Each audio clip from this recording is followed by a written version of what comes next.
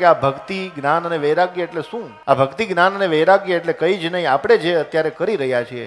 ભક્તિ જ્ઞાન અને વૈરાગ્ય આપણા બધાની અંદર રહેલી જે ક્રિયા છે, આપણી અંદર રહેલી જે મતિ છે, આપણી જે પરમાત્મા પ્રત્યેની અર્પણ કરવાની જે ભાવના છે, એ ભાવના જ આ ભક્તિ જ્ઞાન અને વૈરાગ્ય છે. ભક્તિ આપણે ગમે એટલી કરીએ, પરંતુ જ્ઞાનયુક્ત અને વૈરાગ્યયુક્ત નથી કરતા, એટલા માટે આપણે મુક્તિ આપણને પ્રાપ્ત થતી નથી. નિત્ય પ્રાતઃકાળે ઉઠી બ્રાહ્મણના છોકરાએ 3 ગાયત્રીની માળા કરવી જોઈએ, એ આપણી આચાર સંહિતા બતાવે છે, આપણા ગુરુ પરંપરા બતાવે છે, બ્રાહ્મણોનું કર્તવ્ય બતાવે છે.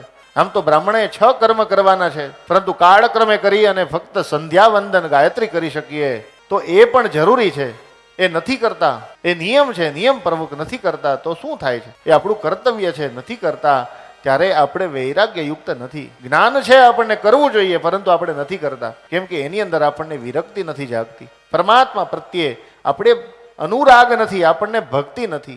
તો એ જ ભક્તિ જ્ઞાન અને વૈરાગ્યની વાત આપણને આ શાસ્ત્ર સૌ પ્રથમ આપણા અંદર રહેલી ભક્તિ, આપણી અંદર રહેલું જ્ઞાન અને આપણી અંદર રહેલા વૈરાગ્યને જગાડવાનું કામ કરે છે. આ ભક્તિ જ્ઞાન અને વૈરાગ્ય